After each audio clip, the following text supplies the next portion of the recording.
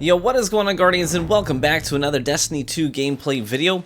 So back in Destiny 1, I would do this series called One Man's Trash, where I would zero in on a weapon that was maybe lackluster, and it flew under the radar, and I would try to give it love and attention.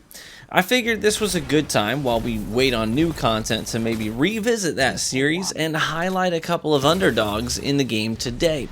So we'll get into that in a moment. But first, a shout out to the sponsor for this video. It's Raid Shadow Legends. Alright guys, you know the drill. It's time for me to talk about Raid Shadow Legends, and if you watch my content, you know that I partner with them pretty regularly at this point. And there's a reason for that. It's the only mobile game that I actually play. Currently, I've logged hundreds of hours playing Raid and have hit the end game grind of ascending all my top champions to 6 stars and maxing out their artifact builds for maximum use of their skills and stats. And that right there is the reason that I enjoy this game. Each character is unique and has abilities that can be amplified by applying the right conditions, like having the proper set bonuses on your gear or synergizing your other champions in your party to work cohesively with one another. It's the same thing that attracted me to Destiny, the freedom to experiment and find fun combinations. For example, there's a champion called Taurus who literally cuts his own HP down to 1% in order to poison the entire enemy team. Most people in the game refuse to use him because he's so hard to keep alive, but I have one of the best defensive characters in the game, so I put the two of them together and have Taurus poison the other team while Sir Nick does a massive ice AoE attack that converts damage dealt into shields for himself and for Taurus. They work hand in hand to wreak havoc with status effects while supplementing each other's abilities, and that's why I love playing Raid. When a plan comes together, it feels so good. There's always events and tournaments going on, so you can go toe-to-toe with other players competing for loot prizes, or just focus on your own progression and claim event prizes along the way for training your team and looting dungeons. There's also a new Forge feature which allows you to craft artifacts for yourself just in case you aren't getting the artifacts to drop when you target farm them. They've also added brand new champions to chase and are working hard to bring the Doom Tower into the live version of the game for everyone to enjoy, which looks incredible. So get cranking on Raid today, use the link in the description, and you'll get some sick loot to get you jumping right into the action. Claim your rewards in the upper right hand corner of your home screen, and you'll find 100,000 silver, 1 energy refill, 10 mystery shards, and a free champion called Slasher. Dive in today and maybe I'll catch you in the arena soon. Alright, let's chat about Destiny. So the weapons I want to zero in on in this video for a one man's trash double feature are the DFA Nightfall specific hand cannon and the exotic shotgun, the Fourth Horseman. Now first, before we get into talking specifically about these weapons, let me just say something about weapon selection in this game. It is so good for your soul and your gaming experience for you to find weapons that you just vibe with. You know what I'm saying? Like, you gotta do yourself a favor and find a weapon that stands out to you for, some reason or another. It can literally be something super shallow, like you just like how it looks, or the color of it, or the detailing on it. Maybe you like the sound it makes when you shoot it, or the reload animation, whatever. For me, the DFA and the Fourth Horseman just look and sound cool to me, so I want to use them, and I enjoy when they work well for me. I enjoyed learning their strengths and trying to lean into those strengths. I enjoyed finding their weaknesses and trying to offset them, and that's really what makes gaming fun for me personally. One of the strengths of the Fourth Horseman is its ability to dump on supers in a hilarious way. I mean, just hearing that thing go blah blah blah blah blah blah, right? Oh my gosh, I freaking lose it every time. It's just funny to me. There's a clip in here where I slide into a Helm of Saint 14 bubble. And I disrespect this man's bubble. I disrespect his family.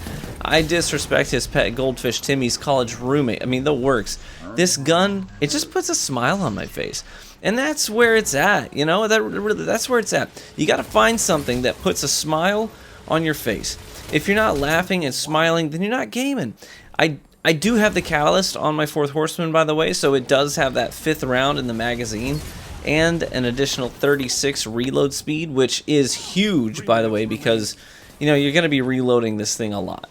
That's why I literally just said screw it, and I tossed on the transversive steps, so I could just keep holding forward and really not worry about slowing down to reload all the time. If you're not familiar with this shotgun, by the way, it's fully automatic. And it has trash range, and the longer you hold the trigger down, the worse the range of it gets, because the spread actually gets wider. You just insert it into Guardian belly buttons, and then you hold the trigger down, and that's The reason it's so good against supers is because it has this perk called Broadside. And that perk makes it so that each successive shot does more damage than the last, right?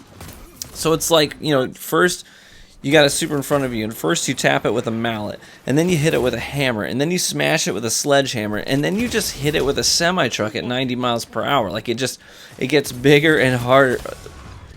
I should have chose those words more carefully. Hey, the video's gonna get demonetized because I said it gets bigger and harder. Let's just forget about it and move on. I also admittedly really like knowing that it's almost 100% guaranteed that when I kill someone with a fourth horseman, it's probably the first time they've been killed by that gun since the week it came out. Its PvP usage rate is a fraction of a percent, so you're literally more likely to get a 5-star character in Genshin on a single pull or an heirloom package on a level up loot box in Apex Legends than you are to get killed by a fourth horseman in Destiny. The trick to using this thing really is just to throw caution to the wind and ammo conservation too. Throw caution and ammo conservation to the wind. Just say, screw it, I'm going in.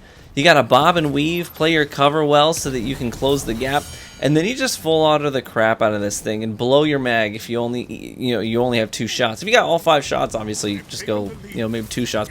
It's actually kind of hard to control how many shots come out of this thing.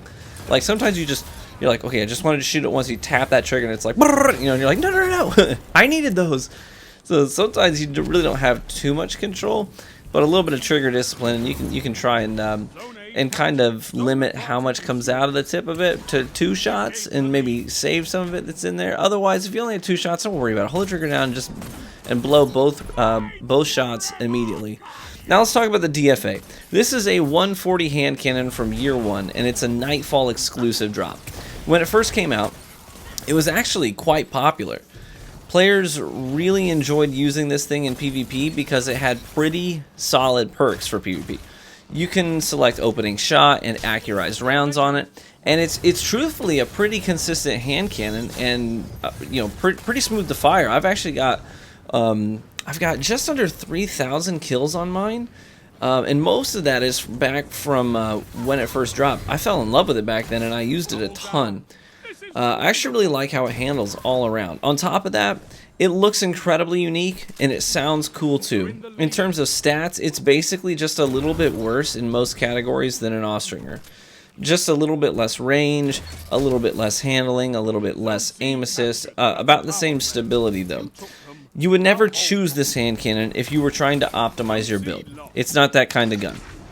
It is a good gun that stands out for other reasons, but that's not to say that it's a bad gun. 140s though are, well, they're pretty underused right now due to their built-in drawbacks like the range, their tendency to be extremely unforgiving if you miss a headshot, and the rate of fire being a hindrance to outgunning autos and sidearms. But if you're disciplined enough, you can make sure that you're always trying to control the engagements and manage your space well to keep targets at ranges close enough to get full damage, but far enough away that they can't close the gap with a sidearm or a shotty and put you down, right?